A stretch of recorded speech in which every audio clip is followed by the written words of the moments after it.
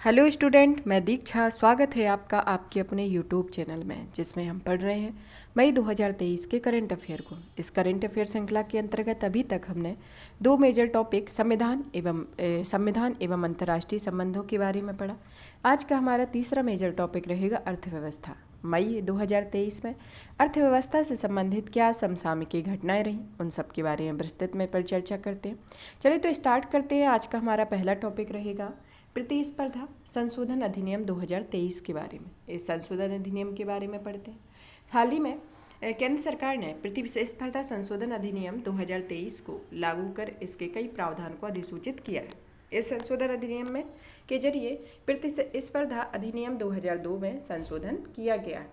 तो जो हाल ही में प्रतिस्पर्धा संशोधन अधिनियम 2023 को लाया गया है, इस अधिनियम के तहत 2002 के प्रतिस्पर्धा संशोधन अधिनियम में संशोधन किया गया। चलिए तो सबसे पहले जानते हैं कि प्रतिस्पर्धा अधिनियम 2002 क्या है। 2002 के बारे में जानते हैं, फिर उसके आगे 2023 में क्या संशोधन हुए, इसका क्या इम्पोर्टेंस है, क्या चुनौतियां हैं, क्या आगे के लिए इसमें सुझाव हो सकते हैं, उन सब के बारे में विस्तृत में परिचर्चा करेंगे। सबसे पहले देखते हैं कि इस प्रतिस्पर्धा अधिनियम 2002 के तहत इस अधिनियम ने एकाधिकार और प्रतिबंधात्मक व्यापार व्यवहार अधिनियम 1969 की जगह ली है। जो प्रतिस्पर्धा अधिनियम 2002 भी है, उसने भी एकाधिकार और प्रतिबंधात्मक व्यापार व्यवहार अधिनियम 1969 की जगह ली है। प्रतिस्पर्धा अधिनियम 2002 में भारतीय प्रतिस्पर्धा आयोग की स्थापना का प्रावधान किया गया है। यह अधिनियम प्रतिस्पर्धा रोधी समझौते तथा बाजार या कॉरपोरेट जगत में मजबूत स्थिति के दुरुपयोग को रोक लगाता है। इसके अलावा इस अधिनियम में समुच्चयों के अधिनियम का भी प्रावधान करता है। यह अधिनियम ऐसी कॉम्बिनेशन या समुच्चयों जो अधिग्रहण या खरीद, किसी कंपनी या उद्यम पर नियंत्रण, विलय और समामेलन पर रोक लगाता है, जिनका भारत में प्रतिस्पर्धा पर वास्तविक रूप से नकारात्मक प्रभाव पड़ता है या पड़ने की संभावना होती है, इस पर यह उसका एक समुच्चय होता है। अब आता है कि बाजार या कॉरपोरेट जगत में मजबूत स्थिति के दुरुपयोग में निम्नलिखित शामिल है। इसके अंतर्गत क्या क्या शामिल होते हैं। पहला आता है वस्तु एवं सेवाओं की खरीद या बिक्री में भेदभावपूर्ण बशर्तें।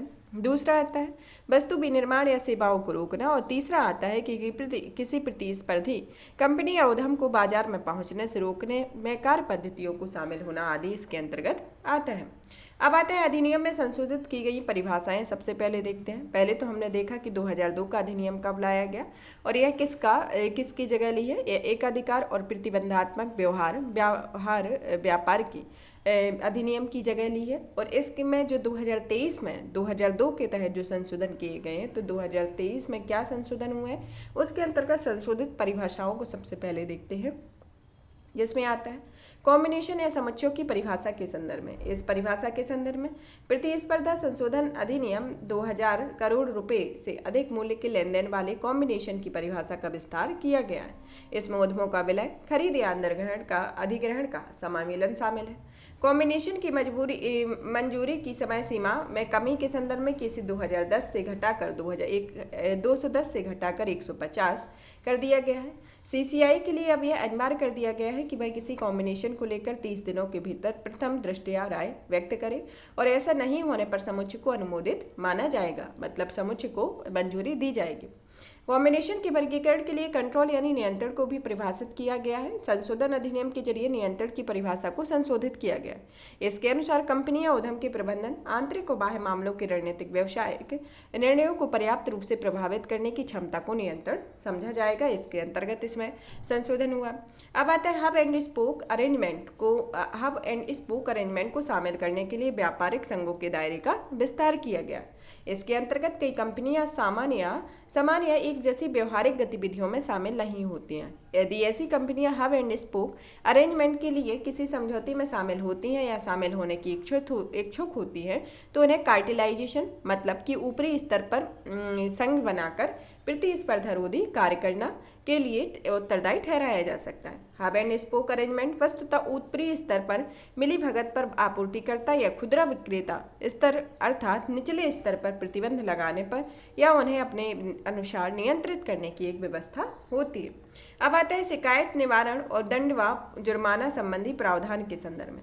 शिकायत करने की समावधि जिस दिन कोई प्रतिस्पर्धा रोधी कार्य हुआ हो या उसके बारे में पता चला है तो उस दिन से लेकर अगले 3 साल के भीतर सीसीआई के समक्ष प्रतिस्पर्धा रोधी आचरण के खिलाफ आचरण की शिकायत दर्ज कराई जा सकती है। हालांकि सीसीआई चाहे तो इस समयावधि का पालन न करने वाले शिकायतकर्ता को विलंब के लिए क्षमा कर शिकायत कर सकता है। इसके संदर्भ में फिर आता है जुर्माने की राशि में वृद्धि के संदर्भ में। इसमें झूठे बयान देने या महत्वपूर्ण सूचनाओं को छुपाने के लिए जुर्माना 1 करोड़ से बढ़ाकर 5 करोड़ रुपए कर दिया गया।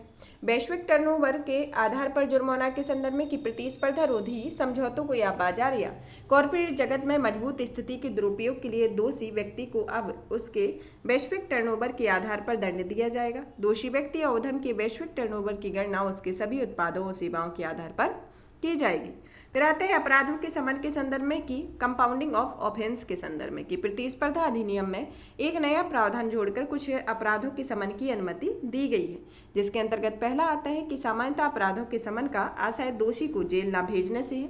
इसके तहत कई बार अपराधी को चेतावनी देकर या जुर्माना लगाकर छोड़ दिया जाता है। प्रतिस्पर्धा अधिनियम के संदर्भ में किसी अपराध का यह दर्शाता है कि जिस व्यक्ति के साथ अपराध हुआ है उसमें मुकदमेबाजी की प्रक्रिया से बचने के लिए अभियुक्त या आरोपी में कुछ मुआवजा प्राप्त किया गया। उधार प्रावधान के संदर्भ में कि संशोधन अधिनियम में कुछ उधार प्रावधानों को शामिल किया गया और यदि किसी कॉर्टेल की जांच में शामिल कोई पक्ष नियमों के उल्लंघन के मामले में अपनी गलती मान लेता है या सीसीआई के सामने किसी दूसरे अज्ञात कॉर्टेल के बारे में सही या महत्वपूर्ण जानकारी साझा करता है तो सीसीआई को यह अधिकार सौंपा गया है कि वह जांच में सहयोग करने वाले कार्टेल का कम जुर्माना लगाए। कुछ अपराधों का डिक्रिमिनलाइजेशन के संदर्भ में कि प्रतिस्पर्धा संशोधन अधिनियम में कुछ अपराधों के लिए कैद की सजा को आर्थिक दंड में बदल दिया गया।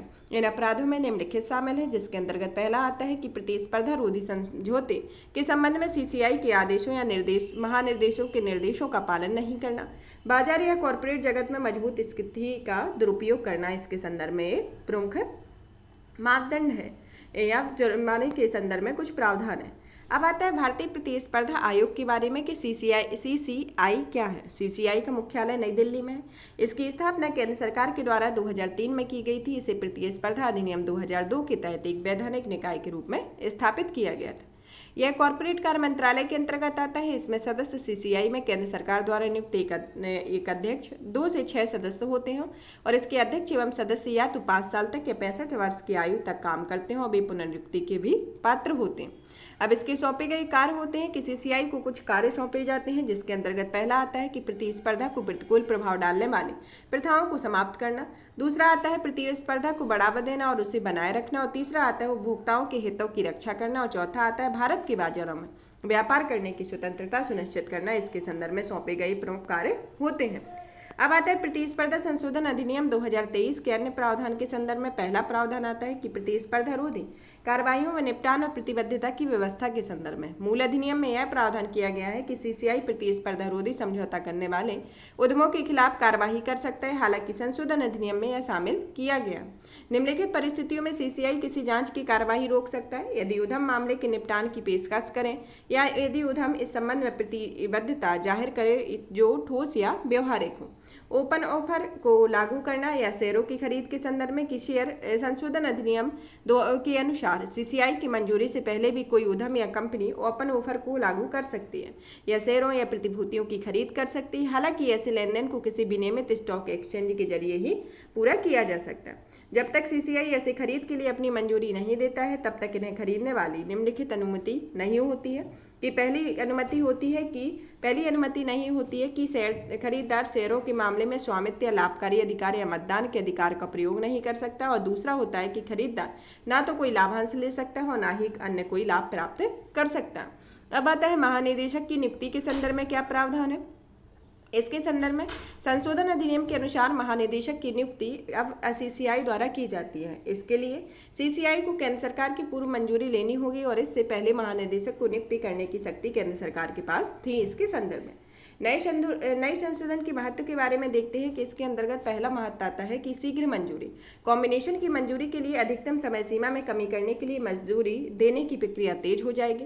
दूसरा आता है उचित प्रतिस्पर्धा के संदर्भ में इसमें 2000 करोड़ रुपए की सीमा से अधिक के लेन देन के लिए सीसीआई की मंजूरी अनिवार्य की गई है। इस तरह संशोधन अधिनियम यह सुनिश्चित करने का प्रयास करती है कि बड़े पैमाने पर विलय और अधिग्रहण से जुड़े लेन देन में कोई प्रतिस्पर्धा रोधी कार्य न हो या बाजार में निष्पक्ष प्रतिस्पर्धा का बढ़ावा मिलता रहे। अधिक दंड के संदर्भ में इसका इंपोर्टेंस है कि यह वैश्विक टर्नओवर के आधार पर दंड के निर्धारण के परिणाम स्वरूप अब प्रतिस्पर्धा रोधी कार्यवाही में शामिल मल्टी प्रोडक्ट कंपनियों के लिए अधिक दंड निर्धारित किया जाएगा।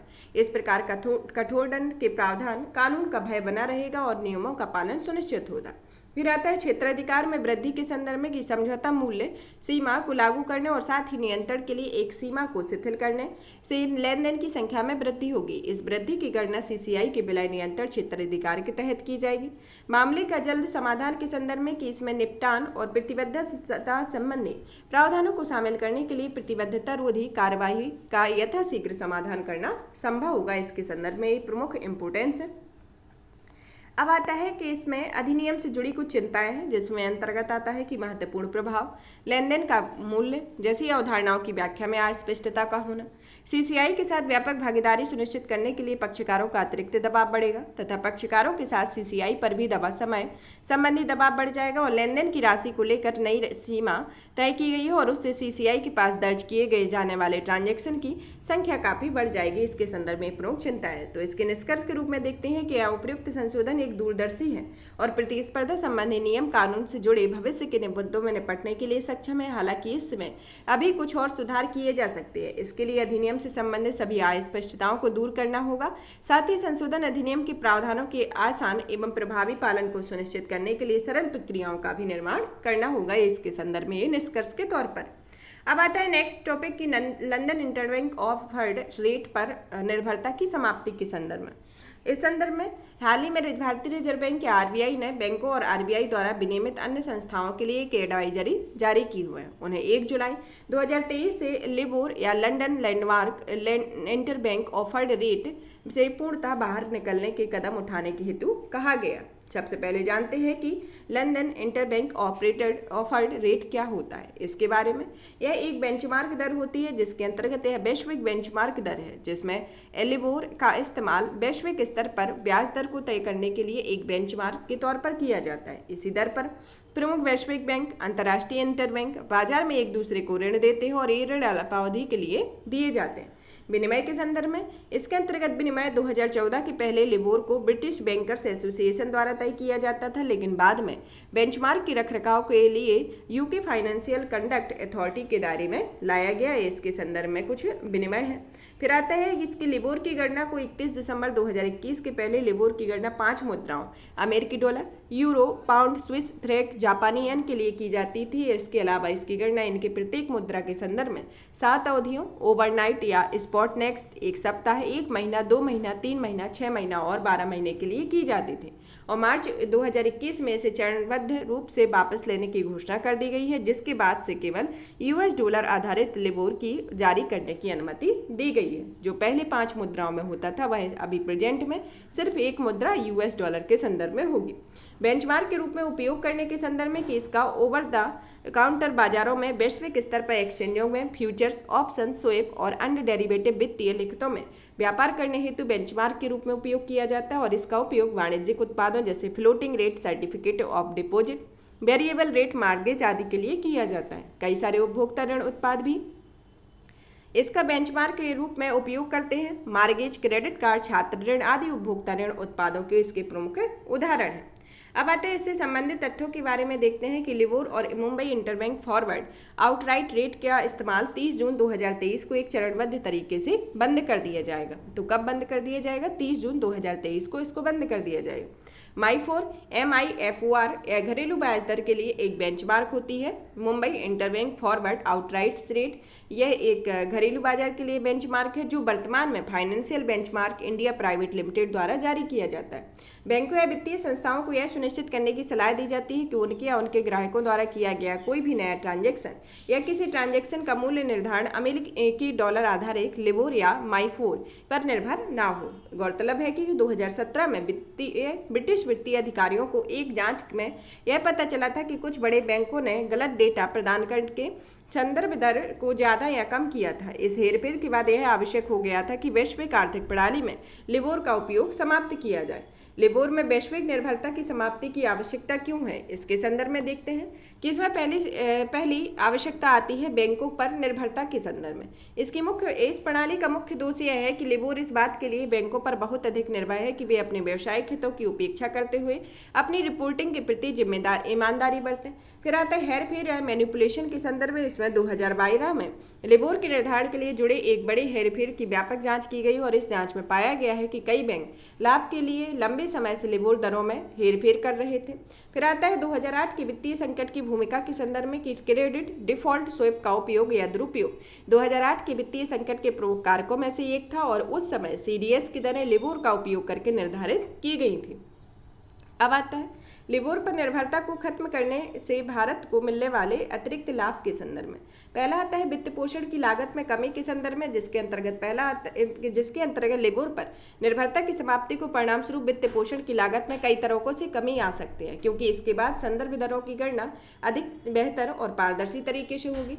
ऋण लेने की लागत में कमी के संदर्भ में इसके परिणाम स्वरूप उधार देने वाले या निवेशकों द्वारा कम ब्याज दर की मांग की जा सकती है। इससे ऋणी या उधारकर्ताओं के लिए ऋण लेने की लागत कम हो जाएगी। इसके अलावा लिबोर प्रीमियम के समाप्त होने से ग्राहकों या क्लाइंट्स को भी लाभ होगा। गौरतलब है कि लिबोर से जुड़ी संभावित अस्थिरता व अनिश्चितता की भरपाई के लिए ग्राहकों और क्लाइंट्स से वसूले जाने वाले ब्याज दरों में कई बार लिबोर प्रीमियम भी शामिल कर लिया जाता है। इससे कुल ब्याज दर बढ़ जाती है। अब आता है अधिक प्रतिस्पर्धा के संदर्भ में। इसमें वैश्विक संदर्भ दरों की शुरुआत से संदर्भ दरों के बाजार में अधिक प्रतिस्पर्धा शुरू हो सकती है। इससे वित्तीय उत्पादों में अधिक पारदर्शी और प्रतिस्पर्धा मूल्य निर्धारण हो सकता है। अब आता है भारत में लिबोर से ट्रांजैक्शन के दौरान स्थिति के संदर्भ में। इसके अंतर्गत आता है कि लिबोर से जुड़े जोखिम के संदर्भ में भारत का इससे जोखिम लिबोर व्यवस्था से जुड़े ऋण अनुबंधों व विदेशी मुद्रा अनिवासी खाते की फ्लोटिंग या अस्थायी ब्याज दरों और डेरिवेटिव्स के मामले में होता है। वैकल्पिक संदर्भ दरों के संदर्भ में इसके संदर्भ में आता है कि आरबीआई ने वैकल्पिक संदर्भ दरों की एक प्रणाली स्थापित की है। यह प्रणाली बैंकों को अंतर्राष्ट्रीय वित्तीय लेनदेन की ब्रिटिश पाउंड के बजाय मुद्राओं की एक बास्केट की से चुनने की सुविधा प्रदान करती है। आरबीआई ने financial benchmark India private limited द्वारा प्रशासित महत्वपूर्ण बेंचमार्क की सूची में माई4 को शामिल किया है। माई4 समायोजित सिक्योर्ड ओवरनाइट फाइनेंसिंग रेट पर आधारित होता है। फॉल बैंक क्लॉज के बारे में। फॉल बैक क्लॉज, यह आरबीआई उन सभी पुराने वित्तीय अनुबंधों में फॉल बैक क्लॉज को शामिल करने पर जोर दिया गया है जिसके संदर्भ दर के तौर पर लिबोर या माई4 का उपयोग किया जाता है। क्योंकि इस संदर्भ दर का अब इस्तेमाल नहीं किया जाता, इसलिए फॉल बैक क्लॉज संशोधित शर्तों के लिए एक समझौता के समान होता है। पारदर्शिता और निरंतरता के लिए एक महत्वपूर्ण भी है। अब आता है लिबोर का इस्तेमाल नहीं करने से जुड़ी चुनौतियों के बारे में। केस के संदर्भ में पहली चुनौती देखते हैं कि लिबोर की जगह एएआर की पहचान करना और उन्हें अपनाना कि कई देशों और बाजारों में अलग अलग दरों पर चयन किया गया है, जैसे यूएसए में एसओएफआर और जापान में टीआईबीओआर आदि। इस तरीके की अलग अलग बाजार की दरें का चयन किया गया। फिर आता है फॉलबैक का समाधान करने के संदर्भ में कि जैसे जैसे मुद्रा बास्केट व्यापक होती जाती है, बैंकों और वित्तीय संस्थानों में अपने विशेष उत्पादों या अनुबंधों के लिए एआरआर की उपयुक्तता की आकलन करने की आवश्यकता होती है। ऐसा अनुबंधों के फॉलबैक से बचने के लिए किया जाता है। इन प्रावधानों को अपडेट करना जटिल हो सकता है क्योंकि इसमें कानूनी कार्यवाही संबंधी दस्तावेजीकरण से जुड़े परिवर्तन शामिल होते हैं। ट्रांजैक्शन के दौरान अधिक निवेश के संदर्भ में, इसके संदर्भ में लिबोर से निर्भरता की समाप्ति के दौरान आंतरिक प्रणाली, प्रक्रियाओं और मॉडल में काफी अधिक समायोजन की आवश्यकता होगी। भारत में बैंकों या वित्तीय संस्थानों को प्रौद्योगिकी को अपडेट करने या अपग्रेड करने के लिए निवेश करने की आवश्यकता होती है। साथ ही उन्हें दिन प्रतिदिन के कार्यों को बाधित किए बिना सुचारू एकीकरण को सुनिश्चित करना होगा। तरलता से जुड़ी चुनौतियों के संदर्भ में देखते हैं कि एआरआर की शुरुआत बाजार की तरलता के लिए चुनौतियां खड़ी करती है। इसके परिणाम स्वरूप बाजार अक्षम होता है और मूल्य निर्धारण पर भी प्रभाव पड़ सकता है। इसके संदर्भ में प्रमुख चुनौतियां। अब आता है कि financial benchmark India private limited के बारे में, FBIL के बारे में। इसका मुख्यालय मुंबई में है। इसकी उत्पत्ति या इसका गठन 2014 में कंपनी अधिनियम 2013 के तहत एक प्राइवेट लिमिटेड कंपनी के रूप में किया गया था।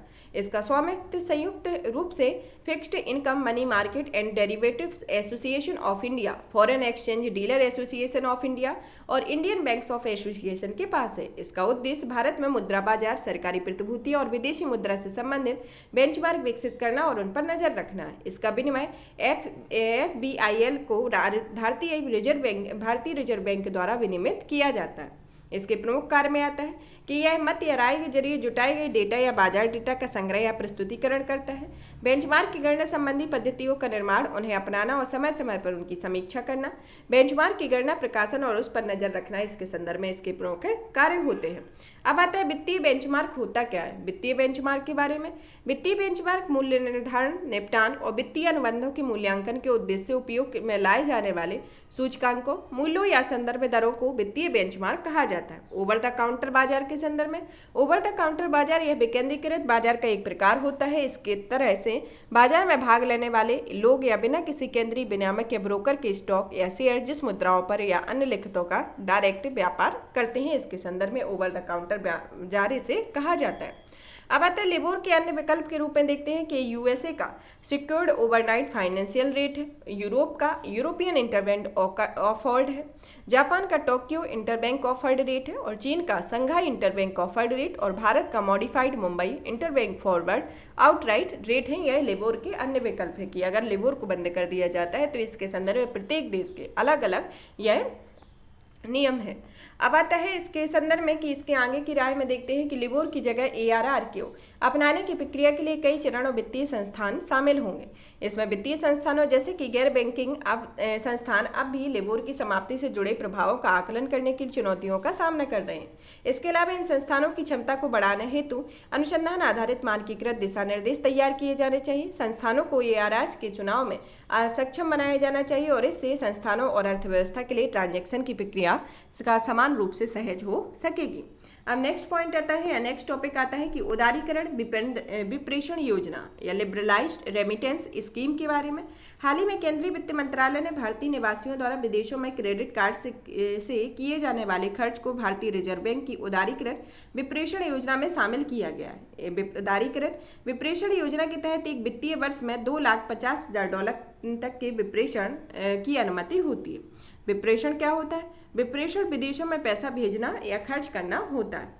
LRS के बारे में, LRS मतलब उदारीकृत विप्रेषण योजना की वर्तमान स्थिति को देखते हैं कि अब तक निवासी भारतीय द्वारा विदेशों में क्रेडिट कार्ड के उपयोग को विप्रेषण संबंधी $250,000 की सीमा से बाहर रखा गया है। क्रेडिट कार्ड धारकों को यह छूट विदेशी मुद्रा प्रबंधन नियम 2000 के तहत मिली है। इस गौरतलब है कि विदेशों में डेबिट कार्ड से होने वाले लेनदेन को LRS में पहले भी शामिल किया जा चुका है। इससे प्रभावित होने वाले व्यक्ति के संदर्भ में इसमें विनिमय धनाढ्य व्यक्तियों द्वारा विदेश यात्राओं के दौरान किए जाने वाले खर्च को प्रभावित करेगा और इस विनिमय के चलते अब क्रेडिट कार्ड के जरिए होने वाले विदेशी खर्च की विवरण की रिपोर्ट संबंधित अधिकारियों को सौंपनी होगी। फेम या कैट नियम के बारे में, इस नियम के विदेशी मुद्रा प्रबंधन अधिनियम या 1999 फेमा के तहत जारी किया गया है। फेमा के तहत सभी निवासियों भारतीय किसी मुद्रा चालू खाते के लेन देन हेतु विदेशी मुद्रा खरीदने या बेचने के लिए स्वतंत्र है। इसमें ऐसे लेन देन शामिल नहीं होते हैं जिनके लिए केंद्र सरकार द्वारा विदेशी मुद्रा की निकासी या पर प्रतिबंध लगाया गया हो। LRS योजना के बारे में कि LRS योजना 2004 में शुरू की गई थी। इस योजना की प्राथमिक उद्देश्य मौजूदा विदेशी मुद्रा विनिमयों का उदार बनाना और विदेशों में भारतीय निवासियों द्वारा धन के सुचारू हस्तांतरण की सुविधा प्रदान करना होता है। LRS के तहत सभी निवासियों को अनुमति प्राप्त किसी भी चालू या पूंजी खाता में लेनदेन या दोनों के जरिए प्रति वित्तीय वर्ष अधिकतम $250,000 का विप्रेषण की अनुमति होती है और इस सीमा के ऊपर कोई भी विप्रेषण करने के लिए RBI की पूर्व अनुमति की आवश्यकता होती है और यदि विप्रेषण इससे अधिक है तो उसमें RBI के पहले ही मंजूरी लेनी पड़ती है। इस योजना में कॉरपोरेट पार्टनरशिप फर्म HUF और ट्रस्टों आदि के लिए उपलब्ध नहीं और विप्रेषण किसी भी मुक्त रूप से परिवर्तनीय विदेशी मुद्रा में किया जा सकता है। इसके संदर्भ में प्रमुख योजना के प्रमुख बिंदु है। अब आता है प्रतिबंधित बनाम स्वीकार योग्य विप्रेषण के बारे में। प्रतिबंधित विप्रेषण और स्वीकार योग्य विप्रेषण। प्रतिबंधित विप्रेषण के बारे में देखते हैं कि फैम या कैट के नियमों की अनुसूची 1 के तहत विशेष रूप से प्रतिबंधित या अनुसूची 2 के तहत प्रतिबंधित विप्रेषण है। दूसरे देशों में फॉरेन एक्सचेंज में व्यापार के उद्देश्य से विप्रेषण पर प्रतिबंध है। FATF में जिन देशों और गैर सहयोगी देश घोषित किया गया है वह पूंजी खाता विप्रेषण पर प्रतिबंध है, और जिन व्यक्तियों और व्यवस्था संस्थाओं की ओर से यह जोखिम है वे आतंकी गतिविधियों को अंजाम दे सकते हैं और विप्रेषण पर प्रतिबंध है। विदेशी मुद्रा में किसी अन्य निवासी को उपहार देने के लिए विप्रेषण का प्रतिबंध है, इसके संदर्भ में। अब आता है स्वीकार योग्य विप्रेषण के संदर्भ में आता है कि नेपाल या भूटान को छोड़कर किसी और देश की निजी यात्रा के लिए विप्रेषण पर प्रतिबंध नहीं है। उपहार या दान के लिए विप्रेषण पर प्रतिबंध नहीं है। यदि कोई रोजगार के लिए विदेश जाता है तो उस स्थिति में विप्रेषण पर प्रतिबंध नहीं है, और यदि कोई प्रवासी के तौर पर विदेश जाता है तो उस स्थिति में भी विप्रेषण पर प्रतिबंध नहीं। विदेश में रह रहे अपने सगे संबंधियों के भरण पोषण के लिए विप्रेषण का प्रतिबंध नहीं है। व्यवसाय या कॉन्फ्रेंस या विशेष प्रशिक्षण या इलाज के लिए विदेश यात्रा करने की स्थिति में इसमें विप्रेषण पर प्रतिबंध नहीं है, और विदेश में पढ़ाई करने के खर्चों पर विप्रेषण पर प्रतिबंध नहीं है। तो यह स्वीकार योग्य विप्रेषण और ये प्रतिबंधित विप्रेषण की डिफ्रेंसिएशन है। अब आता है बीमा क्षेत्र के बारे में। हाल ही में भारतीय बीमा या विनियामक विकास प्राधिकरण ने प्रमुख ने बताया है कि बीमा ट्रिनिटी नामक योजना शुरू करने के काम चल रहा है। इसे जनरल और जीवन बीमा कंपनियों के साथ मिलकर विकसित किया जा रहा है। तो जो बीमा ट्रिनिटी नामक योजना चलाई जा रही है इसको जनरल और जीवन बीमा कंपनियों के साथ मिलकर काम किया जा रहा है, और इसको किसने बताया? भारतीय बीमा विनियामक और विकास प्राधिकरण के द्वारा बताया गया। अब देखते हैं कि बीमा वाहकों के लिए दिशा निर्देश का एक ड्राफ्ट जो तैयार किया गया उस ड्राफ्ट के बारे में देखते हैं कि IRDAI ने बीमा वाहकों के लिए दिशा निर्देश का एक ड्राफ्ट जारी किया है। इस ड्राफ्ट के अंतर्गत इसका उद्देश्य एक समर्पित वितरण चैनल स्थापित करना और यह प्रत्येक ग्राम पंचायतों में बीमा समावेशन को बढ़ाने और जागरूकता पैदा करने पर केंद्रित होगा। इसका उद्देश्य देश के हर कोने में से बीमा की पहुंच और उपलब्धता में सुधार करना है। ये दिशा निर्देशों में 2 प्रकार के बीमा वाहकों को परिभाषित करते हैं, जिसमें पहला आता है कि कॉर्पोरेट बीमा वाहक और दूसरा आता है व्यक्तिगत बीमा वाहक। कॉर्पोरेट बीमा वाहक के अंतर्गत इसमें भारतीय कानूनों के तहत पंजीकृत और बीमा कंपनियों द्वारा नियुक्त कानूनी संस्थाएं शामिल होती हैं, और व्यक्तिगत बीमा वाहक के अंतर्गत इसमें बीमा कंपनी या किसी कॉर्पोरेट बीमा वाहक द्वारा नियुक्त किया जाता है। बीमा वाहकों को सौंपी गई गतिविधियों के दायरे में शामिल करने के संदर्भ में इसमें बीमा प्रस्ताव की जानकारी एकत्र करना, नो योर कस्टमर का पालन सुनिश्चित करना, नीतिगत समन्वय और बीमा संबंधी समर्थन करना, दावों से संबंधित सेवाएं प्रदान करना, प्रीमियम भुगतान प्रक्रिया को सुगम बनाना आदि इससे संबंधित प्रमुख गतिविधियां हैं। अब आते हैं इससे संबंधित अन्य तथ्यों में देखते हैं कि बीमा ट्रिनिटी में कौन कौन सी घटक शामिल है, जिसमें पहला घटक है बीमा सुगम, दूसरा आता है बीमा विस्तार और तीसरा आता है बीमा वाहक। तो सबसे पहले देखते हैं बीमा सुगम के संदर्भ में। इसमें बीमाकर्ता और वितरकों को एकीकृत करने वाला एक प्लेटफॉर्म होगा, जिसमें ग्राहकों के लिए वन स्टॉप शॉप के रूप में कार्य करेगा, और ग्राहक किसी पोर्टल की सहायता से बीमा सेवाओं के लिए अनुरोध कर सकते हैं और दावों का निपटान करा सकते हैं। फिर आता है दूसरा बीमा विस्तार के संदर्भ में कि इसके तहत जीवन, स्वास्थ्य, संपत्ति और जनहानि या दुर्घटनाओं के संयुक्त जोखिम को कवर किया जाएगा, और प्रत्येक जोखिम के लिए लाभ परिभाषित होंगे, और इसका भुगतान सर्वेक्षणकर्ता की आवश्यकता के बिना सामान्य से अधिक तेजी से किया जा सकता है। बीमा वाहक के संदर्भ में इसमें प्रत्येक ग्राम सभा में महिला केंद्रित कर्मी मौजूद रहेंगे, और प्रत्येक घर की बड़ी महिला से मिलकर उन्हें समग्र बीमा उत्पादों के लाभों के बारे में जानकारी देगी। इसके संदर्भ में यह बीमा ट्रिनिटी के प्रमुख 3 घटक है।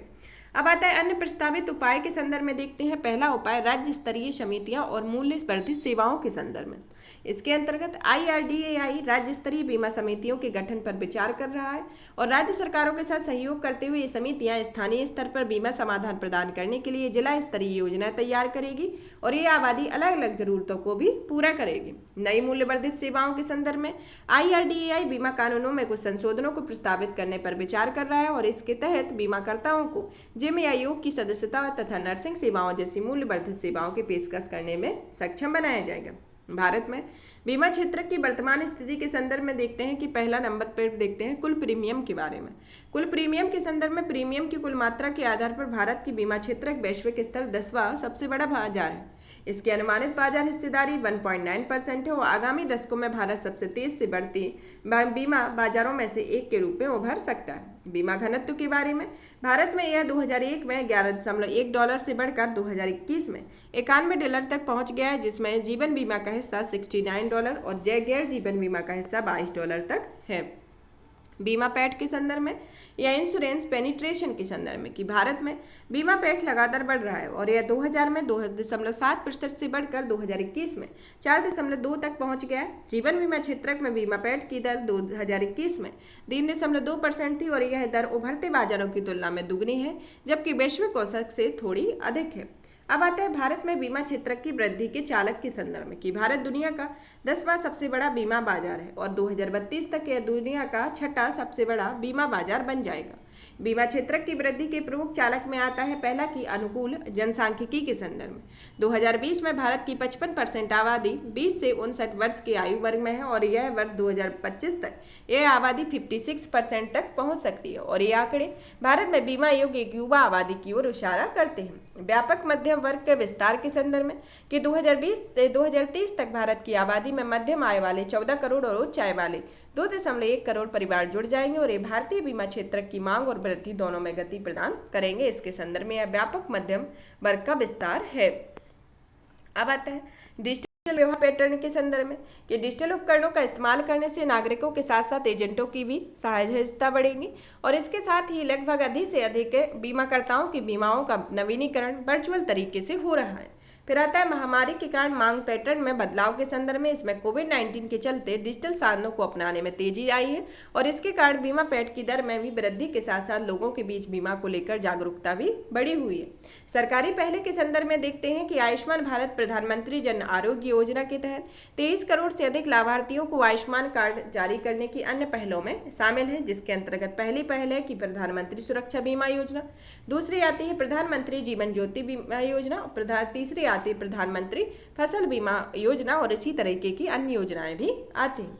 निवेश के अवसर के संदर्भ में कि इस क्षेत्र में 2013 से 2014 और 2021-22 में निजी क्षेत्रों की कई कंपनियों में प्रवेश से सरकार के स्वामित्व वाली कंपनियों की हिस्सेदारी में गिरावट आई है। यह गिरावट जीवन बीमा और गैर जीवन बीमा दोनों क्षेत्रों में दर्ज की गई है।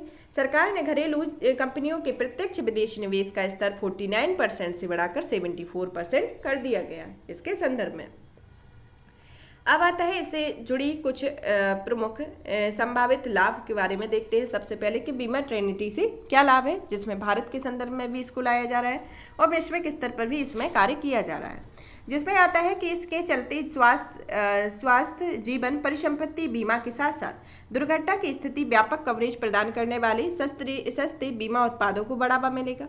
इससे बीमा उद्योग की विविधता आएगी तथा अलग अलग भौगोलिक क्षेत्रों या वहां के लोगों के लिए बीमा सेवा प्रदान करना आसान हो जाएगा।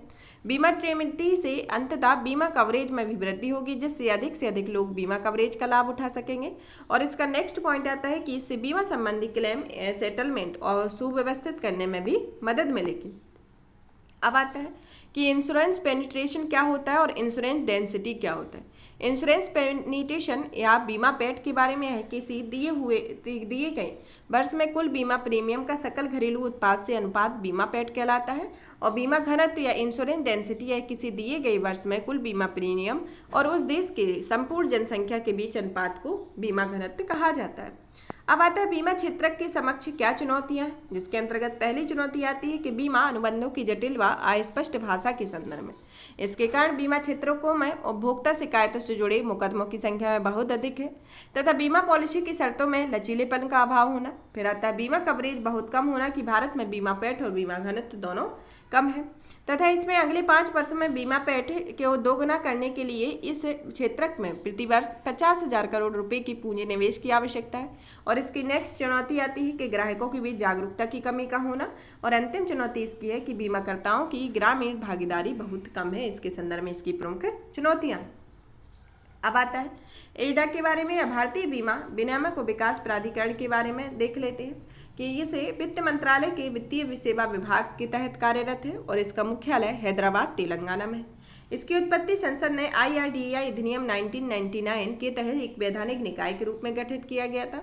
इसके प्रमुख कार्यों में आता है कि यह बीमा कंपनियों, पुनर्निर्माण कंपनियों और बीमा मध्यवर्तियों को लाइसेंस प्रदान करने और उनके लाइसेंस का नवीनीकरण करना होता है। दूसरा इसका कार्य आता है कि पॉलिसी धारकों के हितों की रक्षा करना होता है। तीसरा कार्य आता है कि बीमा कंपनियों, पुनर्बीमा कंपनियों और बीमा व्यवसाय से जुड़े पेशेवर संगठनों द्वारा धन के निवेश को विनियमित करना होता है और बीमा व्यवसाय से जुड़ी संस्थाओं का निरीक्षण, पूछताछ और जांच करना इसके प्रमुख कार्य इसको सौंपे गए हैं। अब आता है कि इसके संदर्भ में निष्कर्ष के रूप में देखते हैं कि IRDAI अपनी बीमा ट्रिनिटी की योजना की सहायता से बीमा उद्योग के लिए एक मूलभूत परिवर्तन लाना चाहता है। इससे सामान्य बीमा और जीवन बीमा से जुड़ी कंपनियों के साथ सहयोग आवश्यक होगा। इसे ऑल इन वन पॉलिसी योजना को लागू कर बीमा कानूनों को प्रस्तावित संशोधनों के जरिए IRDAI ने भारत में बीमा संबंधी मौजूदा कमियों को दूर करते हुए बीमा कवरेज में काफ़ी अधिक वृद्धि की आशा व्यक्त की हुई है। यह कदम 2047 तक सभी के लिए बीमा के IRDAI लक्ष्य को प्राप्त करने के लिए मदद करेगा। अब देखते हैं जमानती बॉन्ड के बारे में कि जमानती बॉन्ड क्या होता है। श्योरिटी बॉन्ड्स के बारे में IRDAI ने जमानती बॉन्ड के मानदंडों को में ढील प्रदान की है। इसका उद्देश्य उत्पादों की उपलब्धता बढ़ाकर जमानती बॉन्ड या जमानती बीमा बाजार का विस्तार करना होता है। जमानती बॉन्ड एक प्रकार की बीमा पॉलिसी होती है जिसमें लेन देन या कॉन्ट्रैक्ट में शामिल पक्षकारों की संभावित वित्तीय हानि से रक्षा करती है और यह हानि कॉन्ट्रैक्ट या नियमों के उल्लंघन का कारण होती है। अब आता है भारतीय बीमा सूचना ब्यूरो के बारे में कि IIB क्या है। इसका मुख्यालय भी हैदराबाद तेलंगाना में है, जैसा कि IRDAI का है। इसकी उत्पत्ति जो हुई है वह IIB की स्थापना 2009 में की गई है। यह भारतीय बीमा विनियामक और विकास प्राधिकरण ने स्थापित किया गया है और इसका औपचारिक उद्घाटन 2010 में हुआ था और यह 2012 में आंध्र प्रदेश के सोसाइटी पंजीकरण अधिनियम के तहत पंजीकृत एक स्वतंत्र सोसाइटी है, जिसका उद्देश्य भारत में बीमा क्षेत्रों से संबंधित सूचनाओं के भंडार और बीमा विश्लेषण के लिए एक एकल मंच के रूप में कार्य करना होता है। अब आता है भारतीय बीमा ब्यूरो के बारे में कि यह रूसी हैकर्स ने रेमस्वेयर हमले के जरिए IIB के डेटा को एनक्रिप्ट किया हुआ था। इसके संदर्भ में यह प्रमुख इन्फॉर्मेशन है। अब आता है जनसांख्यिकी लाभांश के बारे में कि डेमोग्राफिक डिविडेंड के बारे में कि हाल ही में आवधिक श्रम बल सर्वेक्षण की तिमाही बुलेटिन जो जनवरी से मार्च 2023 में जारी की गई थी उसमें रेखांकित की गई बेरोजगारी दर के आंकड़े चौंकाने वाले हैं। ये आंकड़े देश की जनसांख्यिकी लाभांश का फायदा उठाने के बारे में क्षमता के बारे में चिंता को बढ़ा दिया गया। इससे संबंधित तथ्यों में देखते हैं कि यह शहरी भारत में युवाओं में बेरोजगारी दर 2022-23 में चौथी तिमाही में गिरावट दर्ज की गई है। तीसरी तिमाही में 18.6% से कम होकर 17.3% हो गई है और इसके बावजूद बेरोजगारी उच्च स्तर पर चिंताजनक है। राजस्थान एवं हिमाचल प्रदेश जैसे राज्यों या केंद्र शासित प्रदेश जम्मू कश्मीर में 2022-23 की चौथी तिमाही में बेरोजगारी दर 30% से अधिक है। अब देखते हैं कि जनसांख्यिकी लाभांश होता क्या है। जनसांख्यिकी लाभांश किसी देश की आबादी की आयु संरचना या कामकाजी उम्र के लोगों की आबादी में बढ़ोतरी से आर्थिक समृद्धि में आई तेजी की जनसांख्यिकी लाभांश कहा जाता है। इसके उदाहरण के तौर पर जब किसी देश में कामकाजी उम्र की आबादी जो 15 से 64 वर्ष की आयु होती है का हिस्सा गैर कामकाजी उम्र की आयु से अधिक हो जाए तो वह देश जनसांख्यिकी लाभांश की स्थिति में होता है, जिसमें गैर कामकाजी उम्र की आयु आबादी 14 वर्ष और उससे कम की आयु 65 वर्ष या उससे अधिक की आयु की आबादी शामिल होती है। इसमें ऐसे संकेतक होते हैं जो जनसांख्यिकी लाभांश के बदलाव के दौर से गुजर रहे हैं, जिसके अंतर्गत पहला आता है कि कम होती प्रजनन दर की वर्तमान में प्रजनन दर लगभग 2.0 है। देश की आबादी की माध्य आयु में बढ़ोतरी हो रही है जो 2011-12 में 24 वर्ष से बढ़कर अब 29 वर्ष हो गई और 2036 तक इसके 36 वर्ष होने का अनुमान है। आश्रित आबादी का हिस्सा कम हो रहा है कि इसमें 15 से 59 वर्ष की आयु के कामकाजी उम्र के रूप में लिया जाता है, तो आने वाले दशक में आश्रित आबादी का हिस्सा 65% से घटकर 54% हो जाएगा। अब आता है जनसांख्यिकी लाभांश की स्थिति में आर्थिक समृद्धि क्यों होती है। इसके संदर्भ में एक क्वेश्चन मार्क है कि ये जनसांख्यिकी लाभांश की स्थिति में अधिक आर्थिक समृद्धि क्यों होती है। इसके संदर्भ में देखते हैं कुछ पॉइंट की। पहला आता है कि श्रम आपूर्ति के संदर्भ में कामकाजी उम्र की आबादी अधिक होने से श्रम बल अधिक उपलब्ध होता है। हालांकि इससे लाभ मिलना इस बात पर निर्भर करता है कि इस अधिक आबादी को अर्थव्यवस्था में काम पर रखा जाता है या नहीं, यह उनके उत्पादक कार्यों में लगाया जाता है या अथवा नहीं। बचत में वृद्धि के संदर्भ में इसमें परिवार में आश्रित सदस्यों की संख्या घटने से कामकाजी व्यक्ति अधिक बचत करने लगता है। इसमें बढ़ोतरी इससे राष्ट्रीय बचत दरों में वृद्धि होती है। बचत में वृद्धि से पूंजी भंडार में भी बढ़ोतरी होती है और पूंजी की कमी का सामना कर रहे विकासशील देशों के लिए यह भंडार काफी मायने रखता है। इससे संचित पूंजी का निवेश करते हैं जिससे उत्पादकता में बढ़ोतरी भी होती है। मानव पूंजी के संदर्भ में इसमें प्रजनन दर में कमी का महिलाओं के स्वास्थ्य को गहरा संबंध है, जिसमें कम प्रजनन दर का मतलब होता है बेहतर स्वास्थ्य और बेहतर स्वास्थ्य का देखभाल, परिवार का कम आर्थिक बोझ होना। इससे माता पिता के लिए अपने प्रत्येक संतान के स्वास्थ्य, शिक्षा आदि पर अधिक खर्च करने का अवसर प्राप्त होता है। इससे अंततः बेहतर स्वास्थ्य और शैक्षणिक परिणाम मिलते हैं। मांग में वृद्धि के संदर्भ में यह प्रति व्यक्ति GDP में बढ़ोतरी और आर्थिक आबादी आश्रित आबादी के घटते अनुपात में संभव होता है। अब आता है कि जनसांख्यिकीय लाभांश का पूरी तरह से फायदा ना उठा पाने की विद्यमान चुनौतियां देखते हैं कि इसमें पहली चुनौती आती है अनौपचारिक अर्थव्यवस्था का होना, दूसरी आती है जातिगत भेदभाव और धार्मिक बाधाएं होना, लैंगिक भेदभाव का होना, रोजगार के पर्याप्त अवसरों का सृजन ना हो पाना, आय अंतराल का बढ़ना और स्वास्थ्य देखभाल सेवाओं तक पहुंच में कमी होना और रोजगार योग्य कौशल का अभाव होना इसके संदर्भ में प्रमुख चुनौतियां हैं। अब आता है जनसांख्यिकीय लाभांश का फायदा उठाने हेतु उपाय कौन कौन से बताए गए हैं। पहला उपाय आता है कि स्वास्थ्य और शिक्षा पर व्यय होना, कि इसमें प्रमाण बताते हैं कि बेहतर स्वास्थ्य से आर्थिक उत्पादन में सुधार होता है। इसलिए जनसांख्यिकीय लाभांश की स्थिति में स्वास्थ्य सुधार को बढ़ावा देने के लिए कुछ नीतियां तैयार की जानी चाहिए और इसके अतिरिक्त शिक्षा में निवेश में यह सुनिश्चित करने के लिए महत्वपूर्ण है कि कामकाजी उम्र के लोग अर्थव्यवस्था की कुशल कार्यबल की मांगों को पूरा करने के लिए तैयार है। अब आता है महिला कार्यबल की भागीदारी बढ़ाना, कि महिला कार्यबल भारत में घरेलू कार्यों में लगी और काम करने हेतु इच्छुक सभी महिलाओं के लिए रोजगार प्रदान किया जाता है। जो महिला कार्यबल की भागीदारी में लगभग 20% की वृद्धि हो जाएगी। भारत को साउथ कोरिया के उदाहरण से सीख लेनी चाहिए कि जहां निम्नलिखित उपायों से महिला कार्यबल की भागीदारी 50% बढ़ाने में सफलता मिली हुई है। कि पहला कि लैंगिक बजट तैयार करना, कि कानूनी रूप से अनिवार्य कर दिया गया है कि इससे लैंगिक आधार पर अलग अलग डेटा संग्रह और करने और नीतियां और इनके प्रभाव के विश्लेषण करने में मदद मिलती है। बाल देखभाल संबंधी लाभों को बढ़ा दिया गया है। अंशकालिक कार्यों के लिए कर संबंधी छूटों को बढ़ा दिया गया। गवर्नेंस में सुधार के संदर्भ में देखते हैं कि इसमें जनसांख्यिकीय लाभांश के लिए एक नया संघीय दृष्टिकोण अपनाया जाना चाहिए और यह दृष्टिकोण प्रवासन, बुढ़ापा, कौशल विकास, शहरीकरण जैसे अलग अलग पहलों पर राज्यों के बीच नीतिगत समन्वय स्थापित करने में मदद करता है। साथ ही यह रणनीतिक रूप से योजना निर्माण, निवेश योजना की निगरानी, निरंतर सुधार के लिए अलग अलग मंत्रालयों के बीच समन्वय इसकी महत्वपूर्ण विशेषता होनी चाहिए। कौशल संबंधी कमियों को दूर करना, व्यावसायिक कौशल, इंटर्नशिप और एम्बेडेड प्रशिक्षु डिग्री कार्यक्रमों को महत्व दिया जाना चाहिए और इससे छात्रों को वास्तविक जीवन स्थितियों में व्यवहारिक ज्ञान सीखने का अनुभव मिल सकेगा। इसके अलावा उद्योग जगत और शिक्षण संस्थानों के बीच सहयोग को बढ़ावा देना चाहिए और इससे शिक्षा प्रणाली वर्तमान रोजगार बाजार की कौशल संबंधी आवश्यकताओं के अनुरूप हो पाएंगे। अब आता है विदेशी पूंजी अंतर्वाह को प्रोत्साहित करने के संदर्भ में। इसके संदर्भ में कि भारत की अपनी समृद्धि और रोजगार सृजन लक्ष्यों को पूरा करने के लिए सकल स्थायी पूंजी निर्माण को बढ़ाकर इससे सकल घरेलू उत्पाद का 33% करना चाहिए। इसके लिए अगले 25 वर्षों से लगभग 120 ट्रिलियन अमेरिकी डॉलर की संचयी पूंजी की आवश्यकता होगी। घरेलू बजट से निवेश आवश्यकताओं को पूरा करना मुश्किल है, इसलिए भारत को अधिक रिटर्न देने वाले अवसरों की पहचान कर विदेशी पूंजी अंतर्वाह को भी बढ़ावा देना चाहिए। पूंजी के कुशल आवंटन को प्रोत्साहित करने के लिए उधार, श्रम बाजार नीति, उपयुक्त समग्र आर्थिक और वित्तीय सुधार जैसे कदम उठाए जाने की आवश्यकता है तथा इसी के साथ ही कृषि पर निर्भरता में कमी के संदर्भ में किया भारत में कृषि पर आश्रित आबादी की संख्या कम करने की आवश्यकता है, जिससे भारत को उत्पादक रोजगार में श्रम की भागीदारी को बढ़ाने के लिए प्रासंगिक कार्यक्रमों और नीतियों को बढ़ावा देने की आवश्यकता होगी। इसके अन्य उपाय के संदर्भ में देखते हैं कि इसमें भारत को अगली पीढ़ी के आर्थिक सुधारों को लागू करना चाहिए और इन सुधारों को मुख्य ध्यान में ऐसी सामाजिक जरूरतों की पूर्ति हेतु होना चाहिए जिन पर लंबे समय से ध्यान नहीं दिया गया। इन उपायों में शामिल है कि प्रभावी सार्वजनिक सेवाएं प्रदान करना, पोषण पर विशेष रूप से ध्यान देना, तृतीयक स्तर पर शिक्षा की गुणवत्ता में वृद्धि करना, जल आपूर्ति एवं सैनिटेशन की उचित व्यवस्था करना, शहरी विकास पर बल देना आदि इसके संदर्भ में प्रमुख है।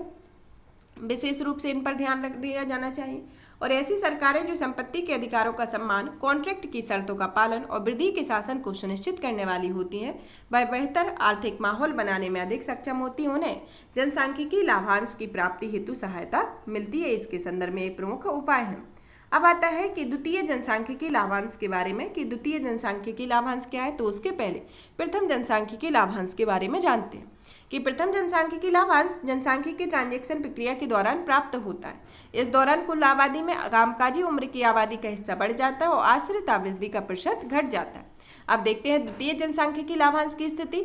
तब द्वितीय जनसांख्यिकीय लाभांश की स्थिति तब आती है जब वयस्क आबादी की आयु में वृद्धि होती है और इसके चलते व्यक्ति बुढ़ापे के लिए अधिक बचत करने लगता है और बचत में यह वृद्धि पूंजी संचय और आर्थिक समृद्धि में योगदान कर सकती है। इस प्रकार जब पुराने कर्मचारियों की अतिरिक्त संपत्ति संपत्ति का निवेश घरेलू स्तर पर होने लगता है तो राष्ट्रीय आय में वृद्धि होती है। संक्षिप्त में समझते हैं कि एक तरफ तो जहां प्राथमिक जनसांख्यिकी लाभांश संक्रमणकालीन बोनस देता है तो वहीं द्वितीय जनसांख्यिकी लाभांश उस बोनस को अधिक परिसंपत्ति या संधारणीय विकास में बदल देता है। इस प्रकार से यदि सही नीतियां मौजूद हों तो वयस्क आबादी की आयु बढ़ने से द्वितीय जनसांख्यिकी लाभांश प्राप्त हो सकता है, जो दीर्घकालिक और प्रथम लाभांश से बड़ा हो सकता है। यह 5 दशक या उससे अधिक समय तक रह सकता है। इसके संदर्भ में यह प्रथम जनसांख्यिकी लाभांश और द्वितीय जनसांख्यिकी लाभांश के संदर्भ में। अब हमारा नेक्स्ट पॉइंट आता है या नेक्स्ट टॉपिक आता है कि भारत में ग्रामीणीकरण के संदर्भ में। भारत में ग्रामीणीकरण हाल ही में कई विशेषज्ञों ने दावा किया है कि भारत में बढ़ती शहरी बेरोजगारी के कारण ग्रामीणीकरण को बढ़ावा मिल रहा है। इसे एक संरचनात्मक बदलाव के तौर पर देखा जा रहा है। इससे संबंधित तथ्य आते हैं कि इसमें सामान्य तौर पर ग्रामीण उत्पादों, रोजगार और कृषि कार्यों के ग्रामीण क्षेत्रों में नए अवसर प्रदान करना ग्रामीणीकरण कहलाता है। हालांकि भारत जैसे विकासशील देश में ग्रामीणीकरण की प्रवृत्ति को भी औद्योगिकरण से जोड़कर देखा जाता है। उल्लेखनीय है कि जब किसी अर्थव्यवस्था में औद्योगिक क्रियाकलापों और विनिर्माण क्षमता में कमी आती है तो उद्योग धंधे मंद पड़ जाते हैं। इससे ही विऔद्योगिकरण कहा जाता है और इसके परिणाम स्वरूप शहरी कार्यबल और आबादी ग्रामीण क्षेत्रों में बसने लगती है। कार्यबल का ग्रामीण भारत की ओर स्थानांतरण और निम्न औद्योगिक विकास गरीबी के स्तर में वृद्धि की ओर संकेत करता है और यह स्थिति आर्थिक समृद्धि के विशेष चक्र के रूप में संदर्भित होती है। जिसमें समृद्धि का विशेष चक्र क्या है? इसमें आता है कि उत्पादक रोजगार और आय आते हैं, निर्धनता में कमी होती है, अर्थव्यवस्था में तेजी आती है और शहरीकरण होता है और निवेश में वृद्धि होती है। समृद्धि के विशेष चक्र के रूप में संदर्भित किया जाता है। अब आता है ग्रामीणीकरण के प्रभाव के संदर्भ में देखते हैं कि इसका प्रभाव किन किन क्षेत्रों में होता है। पहला आता है कि समग्र आर्थिक विकास समृद्धि में गिरावट होती है। दूसरा आता है विनिर्माण क्षेत्र के करों का कम संग्रह होता है। विनिर्माण क्षेत्र को में लगे कर्मियों के लिए नए रोजगार खोज पाने में कठिनाई होती है और अधिशेष श्रमिकों की कम मजदूरी वाले रोजगारों में लगने में आय असमानता में वृद्धि होती है। उत्पादकता में वृद्धि की धीमी गति इसके प्रमुख प्रभाव ग्रामीणीकरण के प्रमुख प्रभाव रहते हैं। अब आता है ग्रामीणीकरण की हालिया प्रवृत्ति के मुख्य संकेतक के संदर्भ में। इसमें पहला आता है कि निजी निवेश की दीर्घकालिक कमी। प्राइवेट फिक्स्ड कैपिटल फॉर्मेंस की हिस्सेदारी वित्त वर्ष 2019 के 10.8% से घटकर वित्त वर्ष 2022 में लगभग 8.4% हो गई है और इसी अवधि के दौरान पब्लिक कैपिटल फॉर्मेशंस का हिस्सा वित्त वर्ष 2022 में सकल घरेलू उत्पाद का 9.5% हो गया है, जो वित्त वर्ष 2019 में 6.5% था। अब आता है बेरोजगारी की समस्या का बने रहने के संदर्भ में कि शहरी परिवारों पर किए गए आरबीआई के सर्वेक्षण में के अनुसार कोरोना महामारी के मामले में कमी आने के बाद से रोजगार और आय दोनों ही स्थितियों में सुधार हुआ है। हालांकि इनकी स्थितियां महामारी के पहले स्तर और विगत 10 वर्ष की तुलना में कमजोर बनी हुई हैं और इसके परिणाम स्वरूप जीवन यापन की बढ़ती लागत के साथ साथ प्रति व्यक्ति आय में भी गिरावट देखी गई।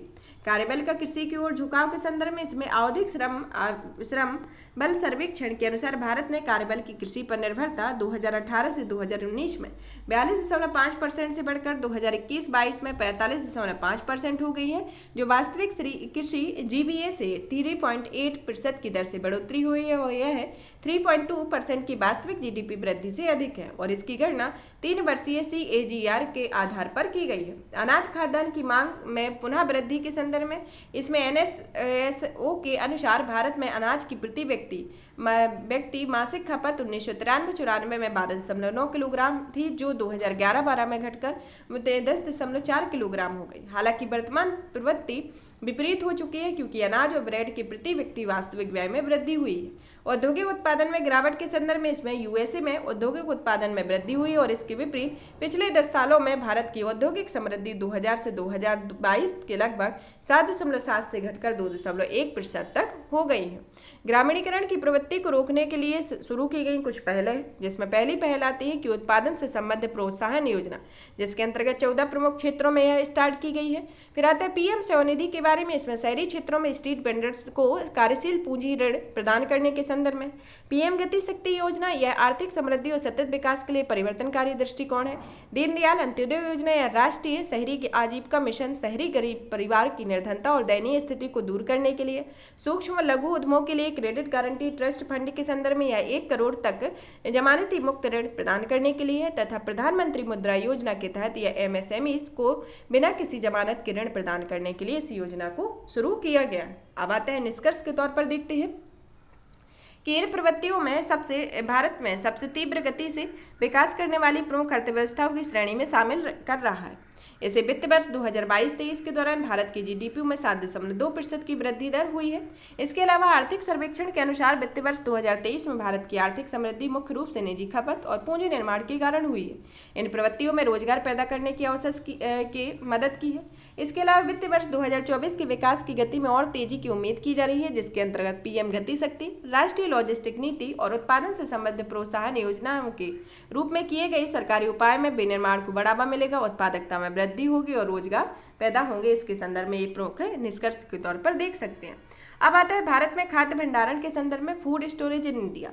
हाल ही में केंद्रीय मंत्रिमंडल ने सरकारी क्षेत्र में विश्व की सबसे बड़ी अनाज भंडारण योजना के लिए एक अंतर मंत्रालयी समिति के गठन और उसे सशक्त करने की प्रस्ताव पर मंजूरी दे दी है। इससे संबंधित तथ्यों में देखते हैं कि इसका उद्देश्य, इस योजना के निम्नलिखित उद्देश्य हैं। पहला आता है कि खाद्य सुरक्षा को मजबूत करना और खाद्यान्न बर्बादी को कम करना, किसानों को सशक्त बनाना इसके संदर्भ में प्रमुख उद्देश्य हैं, जिसके में प्राथमिक कृषि साख समितियों के स्तर पर गोदामों और कृषि अवसंरचना का निर्माण किया जाएगा।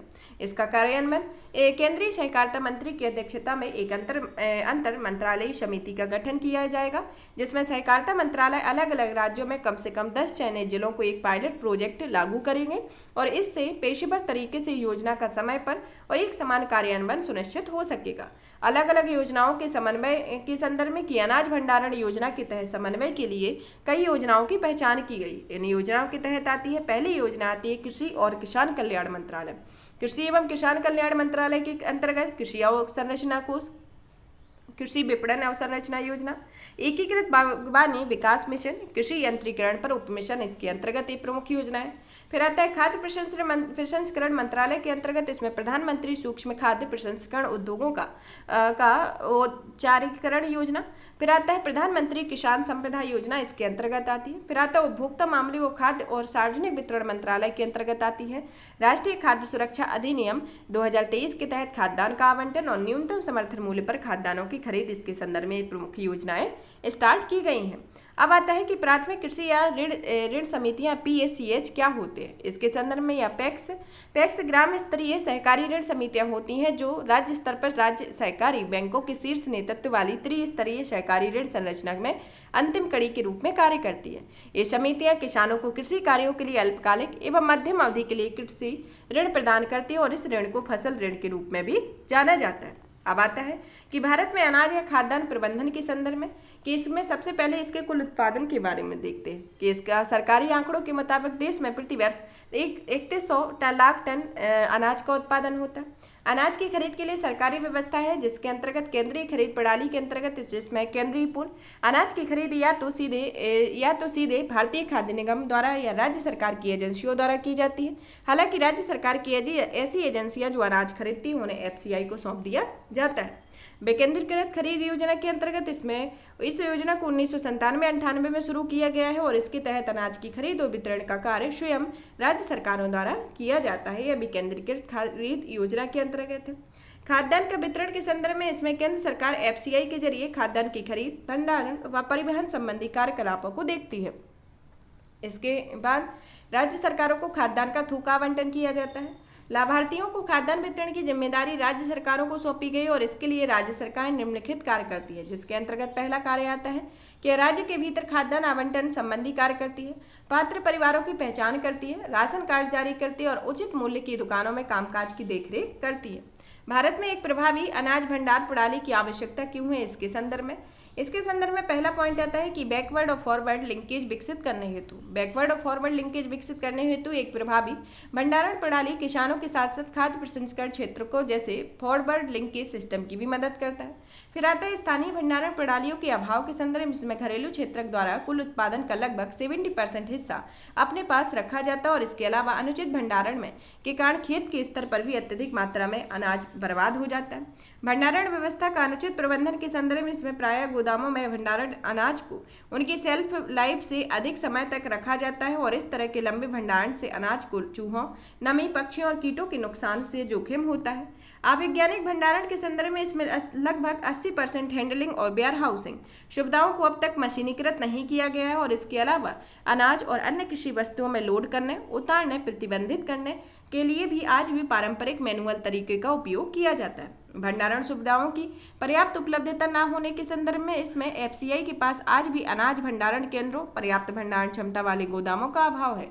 वर्तमान में देश के सभी गोदामों में केवल 47% ही उपज का ही भंडार हो सकता है। कोल्ड स्टोरेज से जुड़े मुद्दे के संदर्भ में देखते हैं कि भारत की कोल्ड स्टोरेज क्षमता के लिए कोई ठोस योजना नहीं है। आज भी पारंपरिक कोल्ड स्टोरेज सुविधाओं पर निर्भरता अधिक है। सभी राज्यों में पर्याप्त मात्रा में कोल्ड स्टोरेज नहीं है, जो अधिकांश कोल्ड स्टोरेज उत्तर प्रदेश, गुजरात, पंजाब और महाराष्ट्र में ही है। अब आता है कि अनाज भंडारण की क्षमता को बढ़ाने के लिए सरकार के द्वारा कुछ पहले स्टार्ट हुई हैं, जिनमें पहली पहल आती है कि अनाज के रखरखाव और उनके भंडारण के लिए राष्ट्रीय नीति 2000 के तहत इस नीति का लक्ष्य की खेत के स्तर पर, वाणिज्यिक स्तर पर परिवहन तथा भंडारण से होने वाले नुकसानों को कम करना, साथ ही भारत में अनाज प्रबंधन, भंडारण एवं परिवहन प्रणाली को आधुनिकीकरण करना इसका प्रमुख उद्देश्य है। फिर दूसरी योजना आती है ग्रामीण भंडारण योजना। इस योजना के तहत वैज्ञानिक भंडारण क्षमता तैयार करने के उद्देश्य से ग्रामीण गोदामों के निर्माण और नवीनीकरण हेतु सब्सिडी प्रदान की जाती है। वेयर हाउसिंग अधिनियम 2007 के अंतर्गत इसके जरिए वेयर हाउसिंग रसीद को खरीद फरोख्त के लायक बना दिया जाता है, जैसे कि गोदाम या वेयर हाउसिंग खरीद को परक्राम में लिखित बना दिया जाता है। निजी उद्यमी गारंटी के संदर्भ में, इसके संदर्भ में यह योजना सार्वजनिक निजी भागीदारी में एफसीआई की भंडारण क्षमता को बढ़ाने के लिए शुरू की गई है। प्रधानमंत्री किसान संपदा योजना, इस योजना के अंतर्गत इसमें कोल्ड स्टोरेज सुविधाओं, विशेष पैकेजिंग केंद्रों और भंडार सुविधाओं आदि के विकास के लिए शुरू किया गया है। इसके संदर्भ में सरकार के द्वारा प्रमुख पहले स्टार्ट की गई है। अब आता है आगे की राह में देखते हैं कि इसमें पहला होना चाहिए कि फार्म गेट अर्थात खेत के स्तर पर होने वाले नुकसान को कम करना।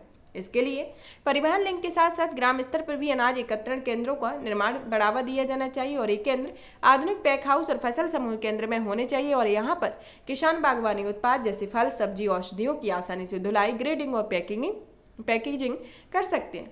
फिर आता है विकेंद्रीकरण के संदर्भ में, इसमें अच्छा प्रदर्शन कर रहे राज्यों के साथ अधिक से अधिक जिम्मेदारियां साझा की जा सकती हैं। इन राज्यों में हरियाणा, पंजाब, आंध्र प्रदेश, छत्तीसगढ़, मध्य प्रदेश आदि राज्य शामिल होंगे। सुखाना, पर्याप्त हवा और तापमान नियंत्रण के संदर्भ में उसमें उचित नमी तापमान यह निर्धारित करते हैं कि अनाज अपनी गुणवत्ता खोए बिना कितने समय तक भंडारण रह सकता है। इसलिए इन संकेतकों के अनुसार भंडारण की पद्धतियों तथा प्रबंधन में बदलाव किया जाना चाहिए। पारंपरिक तरीकों को मजबूत करने के संदर्भ में इसमें भंडारण के पारंपरिक साधनों को आधुनिक इनपुट्स की सहायता से मजबूत बनाया जाना चाहिए कि उदाहरण के लिए बांसों की संरचना और मिट्टी या गीली मिट्टी की संरचना का उपयोग करना इसके प्रमुख पारंपरिक तरीके हो सकते हैं। फिर आता है कवर एंड प्लिंथ स्टोरेज की पद्धति का उपयोग नहीं करना चाहिए। कवर एंड प्लिंथ स्टोरेज क्या होता है? यह अनाज के भंडारण की एक विधि होती है जिसमें अनाज को किसी खुले जगह या चबूतरे नुमा संरचना में ढककर रख दिया जाता है। इस योजना के तहत इस पद्धति को चरणबद्ध तरीके से समाप्त किया जाना चाहिए, क्योंकि इस पद्धति के अंतर्गत 3 महीने से अधिक समय तक कोई अनाज स्टॉक नहीं किया जाना चाहिए। इसके बजाय साइलो बैग तकनीक और पारंपरिक भंडारण का इस्तेमाल किया जाना चाहिए। निजी भंडारण या निजी भागीदारी को बढ़ावा देना, इसके अंतर्गत कि सरकार भंडारण, गोदामों, कोल्ड चेन स्टोरेज आदि में निवेश करने के लिए किसान उत्पादक संगठनों को ऋण सुविधा प्रदान कर सकती है और अनाज भंडारण के लिए उभरती प्रौद्योगिकी का उपयोग के संदर्भ में इसमें इंटरनेट ऑफ थिंग, ब्लॉकचेन और आर्टिफिशियल इंटेलिजेंस जैसी तकनीकों को अपनाने में अनाज प्रबंधन में मदद मिल सकती है और अनाज की गुणवत्ता का आकलन करने के लिए एक रियल टाइम में सेंसर आधारित डेटा का उपयोग करके तापमान तथा नमी जैसे घटकों में नियंत्रित किया जा सकता है। अब हमारा नेक्स्ट टॉपिक आता है सिटीज 2.0 के बारे में। हाल ही में सरकार ने city investment to innovative integrated and sustain परियोजना के दूसरे चरण की मंजूरी दी है। इस चरण में सिटीज के अंतर्गत यह mission city mission smart mission city mission का हिस्सा है। सिटीज मतलब city investment to innovative integrated and sustain परियोजना भारत सरकार के स्मार्ट सिटी मिशन का एक उपघटक है। इसके तहत इसका पहला चरण 2018 में शुरू हुआ था, जिसके अंतर्गत इसके प्रमुख घटक थे कि शहरी स्तर पर 12 परियोजनाएं, ओडिशा में क्षमता विकास गतिविधियां और राष्ट्रीय स्तर पर एकीकृत शहरी प्रबंधन को बढ़ावा देना या सिटीज 1.0 के घटक रहे थे। और इसमें शामिल एजेंसियां आती हैं जैसे सिटीज परियोजना में निम्नलिखित एक संयुक्त कार्यक्रम है जिसके अंतर्गत आता है आवास एवं शहरी मामले के मंत्रालय, एनजीएस फ्रेंचाइज डेवलपमेंट, यूरोपीय संघ, national institute of urban affairs. इस कार्यक्रम का समन्वय प्रबंधन एक कार्यक्रम प्रबंधन इकाई द्वारा किया जा रहा है जिसमें पीएमयू नई दिल्ली स्थित एनआईयूए के अधीन कार्यरत एक निकाय है। इसके संदर्भ में अब आता है कार्यक्रम के उद्देश्य के बारे में।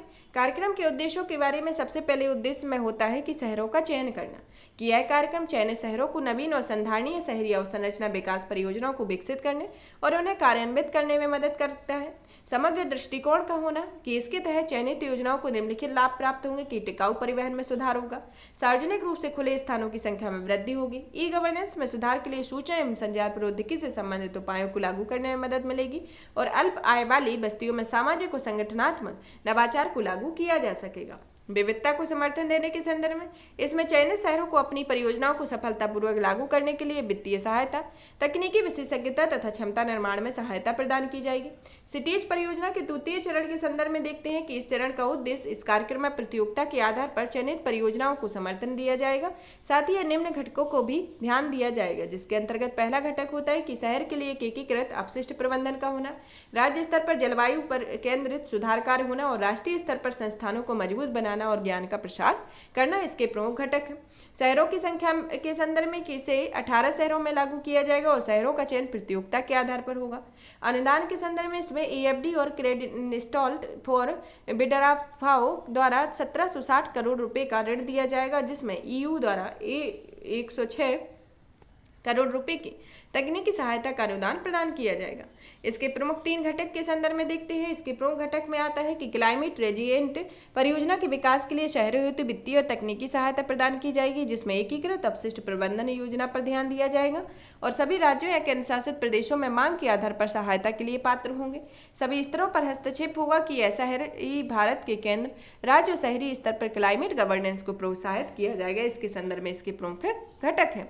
अब आता है कि स्मार्ट सिटी मिशन के बारे में। जो स्मार्ट सिटी मिशन का यह उप मिशन है सिटीज 1.0, सिटीज 2.0। तो सबसे पहले तो स्मार्ट सिटी मिशन के बारे में भी एक जानकारी ले लेते हैं कि यह शहरों को नया रूप देने और शहरी नव सेवाओं में नवीनीकरण, आधुनिक तकनीकों और अन्य जरूरी चीज़ों को शामिल करने से संबंधित एक कार्यक्रम है। इसे 2015 में शुरू किया गया था और इसका उद्देश्य स्मार्ट शहरों को विकसित करना और उन्हें नागरिकों को अनुकूल और संधारणीय बनाना है, जिसका कार्यक्रम इस मिशन को लागू करने का दायित्व केंद्रीय शहरी विकास मंत्रालय को सौंपा गया है और राज्य सरकारों के सहयोग भी इसमें शामिल है। अब आता है इसमें ध्यान देने योग्य विषय क्षेत्र कौन कौन से हैं। इसमें जो विषय क्षेत्र है, पहला आता है संधारणीय मोबिलिटी का होना, खुले सार्वजनिक स्थल का होना और तीसरा आता है कि निम्न आय वाली आबादी के लिए सामाजिक और सांगठनिक नवाचार का होना और चौथा इसका क्षेत्र का आता है कि शहरी गवर्नेंस तथा सूचना एवं संचार प्रौद्योगिकी के संदर्भ में आता है। अब आता है इससे संदर्भ में क्या क्या सुर्खियां रही है। पहला आता है कि भारतीय रिजर्व बैंक द्वारा अधिशेष अंतरण के संदर्भ में भारतीय रिजर्व बैंक ने 2022-23 में केंद्र सरकार को अधिशेष के रूप में 87,416 करोड़ रुपए का अंतरण करेगा। 2021-22 में अधिशेष के रूप में 30,307 करोड़ रुपए का अंतरण किया जाएगा और वर्तमान राशि पिछली राशि से 188% अधिक है। इस वर्ष में अधिशेष में वृद्धि के निम्नलिखित कारण रहे जिसमें विदेशी मुद्रा की बिक्री से उच्च आय का प्राप्त होना, यूएस ट्रेजरी में विदेशी मुद्रा निवेश पर बेहतर रिटर्न प्राप्त होना और विदेशी मुद्रा परिसंपत्ति का पुनर्मूल्यांकन किया जाना तथा जालान समिति की सिफारिशों के अनुरूप मुद्रा भंडार में तालमेल बिठाना इस वर्ष अधिशेष में वृद्धि के निम्नलिखित कारण है। अब आता है कि आरबीआई ने आयकर को भुगतान करने की आवश्यकता नहीं होती और इसलिए आरबीआई अधिनियम 1934 की धारा 47 के अनुसार अधिशेष राशि सरकार को अंतरित की जाती है। अब इसके पहले आरबीआई एक अधिशेष का एक बड़ा हिस्सा अपनी आकस्मिकता निधि और परिसंपत्ति विकास निधि के रूप में अपने पास रखता था, जिसे हालांकि इसे मालेगांव समिति 2013 की सिफारिशों के पश्चात और आगे चलकर बिमल जालान समिति द्वारा पेश की गई संशोधित आर्थिक पूंजी फ्रेमवर्क के तहत आरबीआई द्वारा सरकार के लिए किए जाने वाले अधिशेष के अंतरण में वृद्धि हुई है। अब देखते हैं अधिशेष अंतरण के लाभों के बारे में। इसमें पहला लाभ आता है कि राजकोषीय घाटे को निर्धारित सीमा के भीतर बनाए रखने में मदद मिलेगी, ब्याज दरों को बनाए रखने में मदद मिलेगी और सरकार के राजस्व कर संग्रह से हुई कमी से पैसे की समस्या दूर करने में भी सहायता मिलेगी। अब आता है अधिशेष अंतरण से संबंधी चिंताओं के बारे में। इसके अंतर्गत पहली चिंता आती है कि वित्तीय उतार चढ़ाव के संभावित जोखिमों से निपटने के लिए आरबीआई को पर्याप्त आकस्मिकता निधि की आवश्यकता होगी और आरबीआई की स्वायत्तता को बनाए रखना इसकी प्रमुख चिंताएं हैं। अब आता है 2000 रुपये मूल्य वर्ग के नोटों के सर्कुलेशन से वापस ले लिया गया है। इसके संदर्भ में भारतीय रिजर्व बैंक ने 2000 रुपये के मूल्य वर्ग के नोटों को सर्कुलेशन से वापस लेने का निर्णय लिया है। हालांकि इस मूल्य वर्ग में मौजूदा नोट वैध मुद्रा बने रहेंगे। इसके संदर्भ में कि व्यक्ति अपने पास 2000 रुपये के मूल्य वर्ग के नोटों को 30 सितंबर 2023 तक किसी भी बैंक में जमा कर सकता है या उसके बदले किसी अन्य मूल्य वर्ग के नोट प्राप्त कर सकता है। एक बार में अधिकतम 20,000 रुपये तक की राशि ही जमा की जा सकती है या बदली जा सकती है। ऐसा व्यक्ति जिसका किसी भी बैंक खाते में खाता नहीं है वह भी किसी बैंक शाखा में इस नोटों को जमा कर उनके बदले किसी अन्य मूल्य वर्ग को नोट प्राप्त कर सकता है और नोटों को किसी प्रतिबंधित के बैंक खाते में जमा किया जा सकता है और इसके लिए अपने ग्राहक के बारे में जाने मानदंडों और कोई वैधानिक या विनियामक आवश्यकता संबंधी शर्तों का पालन करना पड़ेगा। अब आता है कि 2000 रुपये मूल्य वर्ग के नोटों को क्यों वापस लिया जा रहा है। इसके संदर्भ में इसका क्या रीजन है कि आखिर क्यों लिया जा रहा है। पहला रीजन आता है कि 2000 रुपये के मूल्य वर्ग के नोटों को 2016 में आरबीआई अधिनियम 1934 की धारा 24 के क्लॉज 1 के तहत जारी किया गया था। इस नोटों को जारी करने का मुख्य उद्देश्य 500 रुपये और 1000 रुपये के मूल्य वर्गों के नोटों के विमुद्रीकरण के बाद अर्थव्यवस्था को गतिमान बनाए रखने के लिए मुद्रा की आवश्यकता को तेजी से पूरा करना था। अर्थव्यवस्था में अन्य मूल्य वर्ग के नोट पर्याप्त मात्रा में उपलब्ध होने के बाद 2018 और 2019 में 2000 रुपये मूल्य वर्ग के नोटों की छपाई बंद कर दी गई थी और 2000 रुपये मूल्य वर्ग के नोटों का अब आमतौर पर लेन देन के लिए उपयोग नहीं किया जाता है और किसी मूल्य वर्ग के नोटों को अर्थव्यवस्था से बाहर करना आरबीआई की क्लीन नोट पॉलिसी का भी हिस्सा होता है और यह आरबीआई के मुद्रा प्रबंधन से संबंधित कार्य होता है।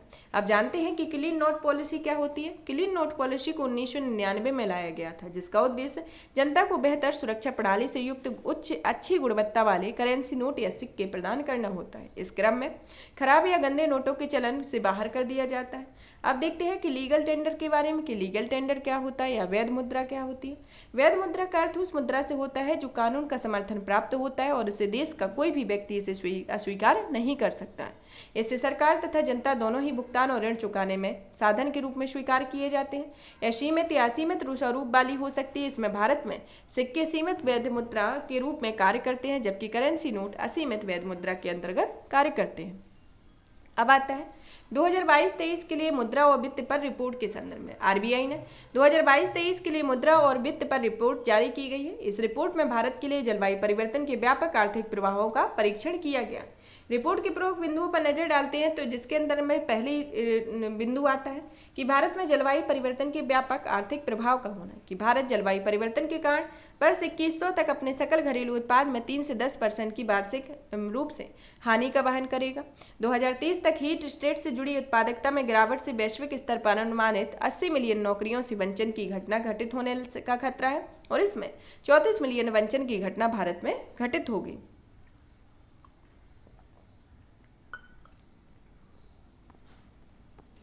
जलवायु परिवर्तन और आरबीआई के संदर्भ में इसमें अक्षय ऊर्जा के उत्पादन और गैर परंपरागत ऊर्जा से चलने वाली जन उपयोगिता सेवाओं को प्राथमिकता प्राप्त क्षेत्र को उधार के तहत ऋण दिया जाएगा।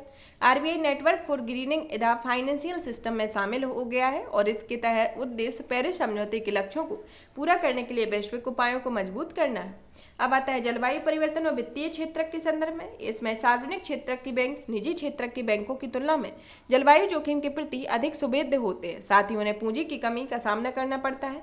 जलवायु परिघटनाओं के कारण वर्तमान अवसंरचना के स्तर में मध्य व्यापक अंतराल मौजूद होते हैं और इस अंतराल को समाप्त करने के लिए जीडीपी के लगभग 2.5% तक वार्षिक निवेश की आवश्यकता पड़ सकती है। जलवायु जोखिम को कम करने के लिए नीतिगत विकल्प के संदर्भ में देखते हैं कि इसके संकल्प में जैसे सबसे पहले कि राजकोषीय नीति पहल के संदर्भ में राजकोषीय नीति पहल कार्बन करों उत्सर्जन व्यापार प्रणाली का उपयोग करते हुए कार्बन मूल्य निर्धारण करना, संधारणीय हरित परिसंपत्ति और गतिविधियों की पहचान करने के लिए हरित वर्गीकरण को अपनाना आदि होता है। प्रौद्योगिकी को अपनाने के संदर्भ में, इसके संदर्भ में सरकारों द्वारा लक्षित अनुसंधान व विकास निवेश को बढ़ावा देना, परिवहन और सौर ऊर्जा आपूर्ति में अस्थिरता का समाधान करना, स्वदेशी नवीनीकरण आपूर्ति श्रृंखला का विकास करना आदि होता है। मौद्रिक नीति के संदर्भ में, इसमें सेंट्रल बैंक डिजिटल करेंसी के उपयोग से कार्बन फुटप्रिंट को कम करने में मदद मिल सकती है। सॉवरेन ग्रीन बॉन्ड्स का जमानत के रूप में उपयोग किए जाने पर कम मार्जिन की आवश्यकता संबंधी प्रावधान करना आदि शामिल होता है। अब आता है सोने के भंडार में वृद्धि के संदर्भ में। भारतीय रिजर्व बैंक और अन्य केंद्रीय बैंक अपने सोने के भंडार में वृद्धि कर रहे हैं। 2010 में विश्व के कई केंद्रीय बैंक वार्षिक आधार पर सोने के शुद्ध खरीदार रहे। भारत 1999 से 2021 तक में सोने के 10 सबसे बड़े आधिकारिक खरीदारों में से एक रहा है। आरबीआई का सोने का भंडार वित्त वर्ष 2023 में 794.64 मीट्रिक टन तक पहुंच गया था। यह वित्त वर्ष 2022 की तुलना में लगभग 5% वृद्धि रही है। अब देखते हैं कि सोने के भंडार में वृद्धि के क्या कारण हैं। कि हाल ही में विदेश मुद्रा भंडार को संतुलित करने के संदर्भ में कि सोने का उपयोग मुद्राओं से जुड़े जोखिम का प्रबंधन करने और आर्थिक उथल पुथल के दौरान स्थिरता को बढ़ावा देने के लिए किया जाता है। दूसरा कारण आता है कि मुद्रास्फीति के प्रभाव से बचा जा सकता है कि सोना मुद्रास्फीति के कारण मुद्राओं के घटते मूल्य के विरुद्ध एक बचाव विकल्प प्रदान करेगा। और तीसरा आता है कि पोर्टफोलियो में विविधता होगी कि इससे केंद्रीय बैंकों की आय स्थिरता से बचाता है, क्योंकि सोने की कीमतों में अमेरिकी डॉलर के साथ विपरीत सहसंबंध होगा। सोने के भंडारण में वृद्धि होगी कि यह 1990 के दशक से 2000 के दशक तक शुरुआती से अलग रहेगा, और जब कोई केंद्रीय बैंक सोने से शुद्ध विक्रेता थे तो इसके लिए अच्छी समष्टि आर्थिक स्थिति और सोने की कीमतों में गिरावट जैसे कारण उत्तरदायी थे। मजबूत आर्थिक स्थिति समृद्धि के कारण सोने को सुरक्षित विकल्प के रूप में महत्व कम था, और साथ ही यह कम रिटर्न से इस निवेश के रूप में अनाकर्षक बना दिया था। और 1997 में एशियाई वित्तीय संकट, 2007-08 के वित्तीय संकट के बाद से सोने के प्रति केंद्रीय बैंक का दृष्टिकोण में बदलाव आना शुरू हुआ है।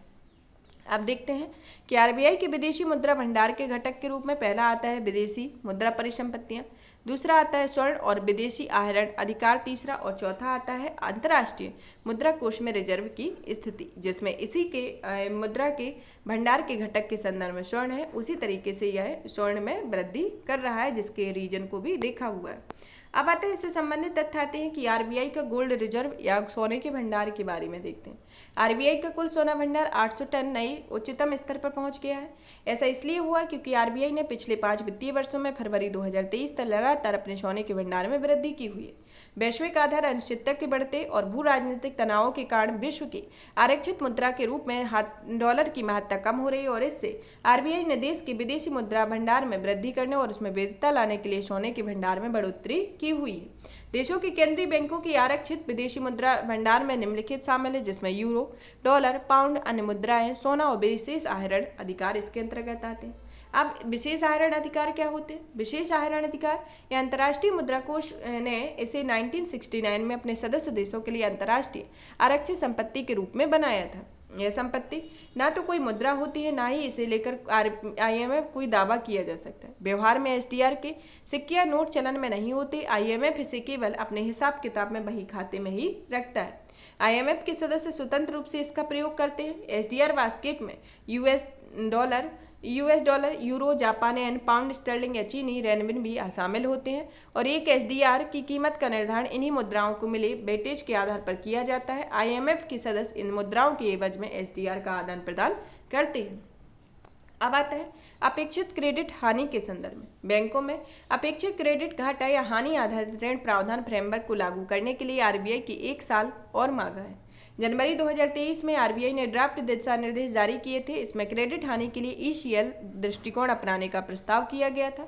ड्राफ्ट दिशा निर्देशों के अनुसार बैंकों को लॉस प्रोविजंस के लिए ईसीएल दृष्टिकोण को लागू करने हेतु अंतिम दिशा निर्देश जारी होने के बाद 1 वर्ष का समय दिया जाता है। वर्तमान में बैंकों को उपगत हानि दृष्टिकोण के आधार पर एलएलपीज अपनाने की आवश्यकता होती है, और इसके तहत बैंकों को होने वाले नुकसान के लिए प्रोविजनिंग करने की भी आवश्यकता होती है। ईसीएल वस्तुतः बैंक के किसी ऋण या बैड लोन में तब्दील होने से पहले बैंकों द्वारा दिए गए ऋण को लेकर होने वाले नुकसान के आकलन और अनुमान लगाने की विधि होती है। ईसीएल के मानदंडों के तहत बैंकों को अपनी वित्तीय परिसंपत्तियों को निम्नलिखित 3 श्रेणियों के रूप में वर्गीकृत किया जाता है, जिसके अंतर्गत पहला चरण आता है, जिसमें ऐसी वित्तीय परिसंपत्ति है जिसमें क्रेडिट जोखिम में उल्लेखनीय वृद्धि नहीं की गई है, रिपोर्टिंग तिथि तक कम क्रेडिट जोखिम है। दूसरा चरण आता है ऐसे वित्तीय लिखित जिनके ऋण जोखिम में उल्लेखनीय वृद्धि हुई लेकिन हानि का कोई वस्तुनिष्ठ साक्ष्य उपलब्ध नहीं है। और तीसरा चरण आता है जिसमें ऐसी वित्तीय परिसंपत्तियां शामिल होती है जिनमें रिपोर्टिंग तिथि पर लागू का वस्तुनिष्ठ साक्ष्य उपलब्ध होता है।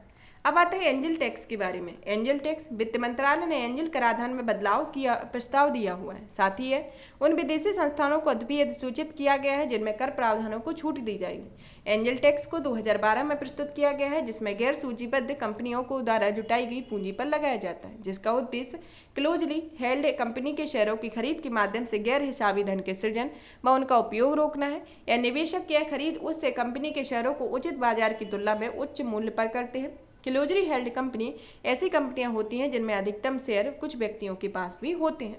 2023 के बजट प्रस्ताव के पहले एंजल टैक्स के प्रावधानों में केवल निवासी निवेशकों से ही प्राप्त निवेश पर ही लागू होते थे, लेकिन वित्त वर्ष 2023 के माध्यम से अब यह अनिवासी निवेशकों पर भी लागू हो गया है। अब आता है आईटी हार्डवेयर के लिए उत्पादन से संबंधित प्रोत्साहन 2.0 योजना के बारे में। इलेक्ट्रॉनिक और सूचना प्रौद्योगिकी मंत्रालय ने आईटी हार्डवेयर के लिए PLI 2.0 योजना को अधिसूचित किया है। केंद्रीय मंत्रिमंडल ने भारत की विनिर्माण क्षमता और निर्यात को बढ़ावा देने के लिए आईटी हार्डवेयर के लिए PLI 2.0 योजना को मंजूरी दी है। आईटी हार्डवेयर के लिए PLI फर्स्ट 1.0 को 2021 में शुरू किया गया था। वैश्विक इलेक्ट्रॉनिक विनिर्माण में भारत की हिस्सेदारी 2014 में 1.2% से बढ़कर 2021-22 में 3.75% हो गई है। इस योजना के मुख्य बिंदुओं पर नजर डालते हैं तो जिसका उद्देश्य क्या है? इसका उद्देश्य घरेलू विनिर्माण को बढ़ावा देना और मूल्य श्रृंखला में अधिक निवेश आकर्षित करने के लिए वित्तीय प्रोत्साहन का प्रस्ताव किया गया है। दूसरा आता है इसके लक्ष्य क्षेत्र में आता है जैसे laptop, tablet, all in one PC, server, ultra small form factor आदि आते हैं। इसकी अवधि 6 साल की होती है। बजटीय परिव्यय 17,000 करोड़ रुपए का होता है। प्रति कंपनी प्रोत्साहन एक आधार पर निर्धारित करते हुए विनिर्मित वस्तुओं को निर्बंध वृद्धिशील बिक्री के आधार पर प्रोत्साहन किया जाता है और इस वित्तीय प्रोत्साहन की अधिकतम सीमा का निर्धारण निम्नलिखित प्रकार से होगा, जिसमें वैश्विक कंपनियों के लिए 4500 करोड़, हाइब्रिड कंपनियों के लिए 2250 करोड़ और घरेलू कंपनियों के 500 करोड़ इसके लिए निर्धारित किया गया है। अब आता है कि विवाद से विश्वास योजना 1 के बारे में। विवाद से विश्वास योजना फर्स्ट के बारे में यह वित्त मंत्रालय ने कोविड-19 अवधि के सूक्ष्म, लघु और मध्यम उद्यमों को राहत प्रदान करने के लिए विवाद से विश्वास योजना शुरू की थी। इस योजना की घोषणा केंद्रीय बजट 2023-24 में की गई थी, जिसमें वित्त मंत्रालय के व्यय विभाग ने इसे शुरू किया था। इसके तहत कोविड के दौरान अनुबंध को सही से लागू न कर पाने के मामले में बिडिंग या फिर परफॉर्मेंस सिक्योरिटी के मामले में जब्त की गई राशि का 95% हिस्सा सरकार की ओर वापस कर दिया जाएगा। अब आता है सामान्य सुविधाओं के लिए चिकित्सा उपकरण के क्लस्टर हेतु सहायता।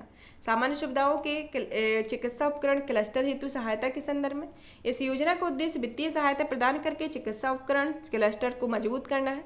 चिकित्सा उपकरणों के लिए अधिक परीक्षण प्रयोगशालाएं स्थापित करना और उन्हें मजबूत करना है। और भारत वर्तमान समय में चिकित्सा उपकरणों के मामले में जापान, चीन और साउथ कोरिया के बाद एशिया का चौथा सबसे बड़ा बाजार बन गया है।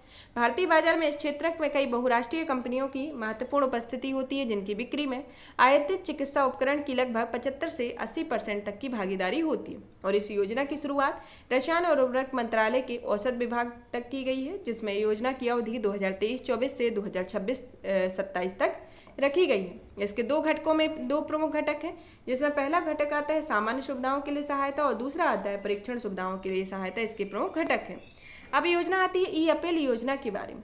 केंद्रीय प्रत्यक्ष कर बोर्ड ने ई अपील योजना 2023 को अधिसूचित किया है। इस योजना का उद्देश्य आयकर आयुक्तों के स्तर पर लंबित अपीलों को कम करना है। इस ई अपील योजना के बारे में पीड़ित कर निर्धारित के संदर्भ में यह संयुक्त आयुक्त की रैंक में नीचे के कर निर्धारण अधिकारी द्वारा पारित कुछ आदेशों के विरुद्ध अपील कर सकती है। कर निर्धारित यह अपील संयुक्त आयुक्त के समक्ष कर सकता है। उस योजना के अंतर्गत किसी भी कार्यवाही के संदर्भ में किसी व्यक्ति को व्यक्तिगत रूप से या अधिकृत प्रतिनिधि के माध्यम से उपलब्ध होने की आवश्यकता नहीं होती है।